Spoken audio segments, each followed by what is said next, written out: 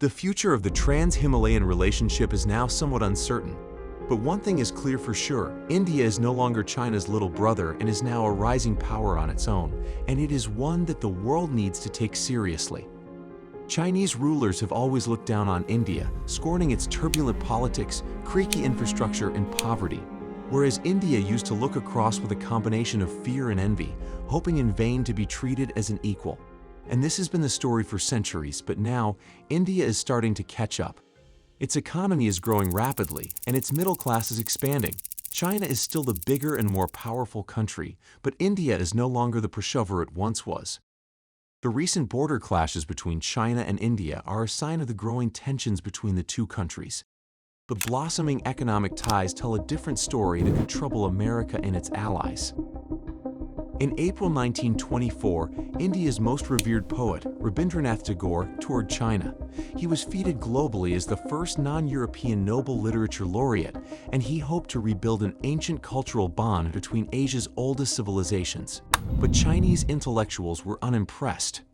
Tagore's call for a revival of Eastern values and spirituality seemed hollow to them.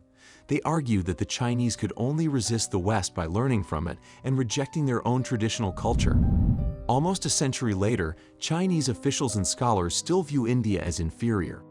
At its independence in 1947, India's GDP per head on a purchasing power basis was higher than China's. But by the early 1990s, China had moved ahead. By 2022, their populations were roughly equal, but China's economy was more than 3 times bigger.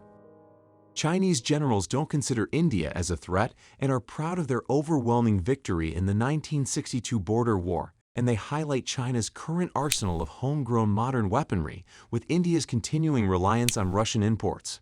Yet the fundamentals of the China-India relationship are changing, forcing the world's biggest democracy and its largest autocracy to reassess how they deal with each other and with the rest of the world.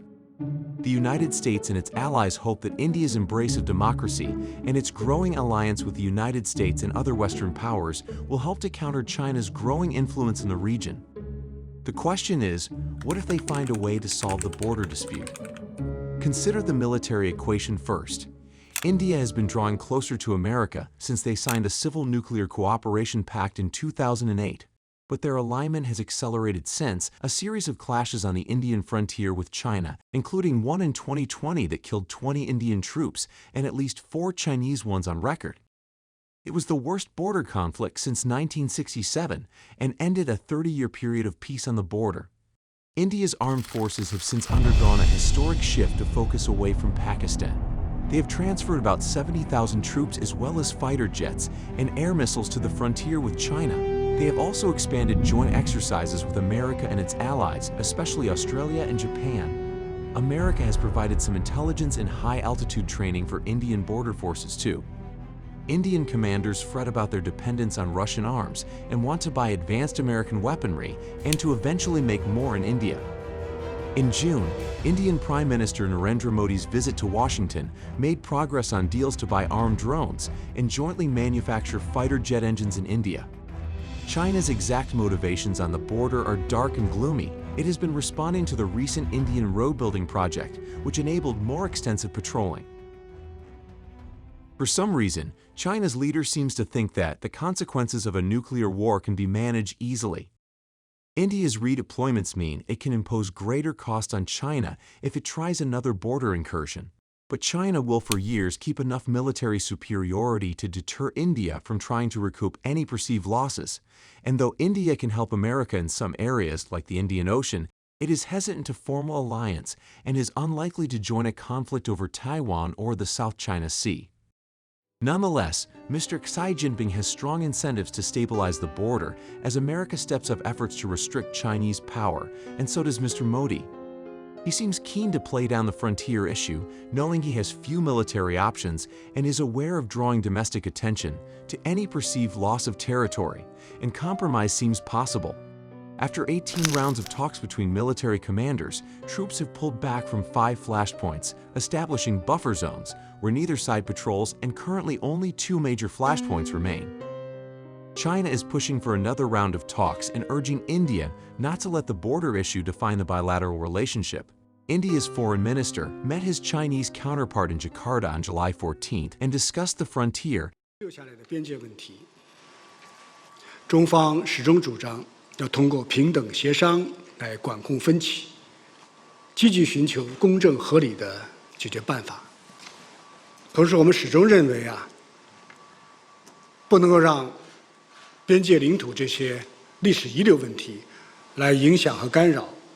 Commerce between China and India was negligible for most of their modern history. But by 2020, trade in goods had surged to $88 billion, with China enjoying a surplus of $46 billion and ranking as India's biggest trade partner. China had also become a big source of investment, mainly in technology, property, and infrastructure.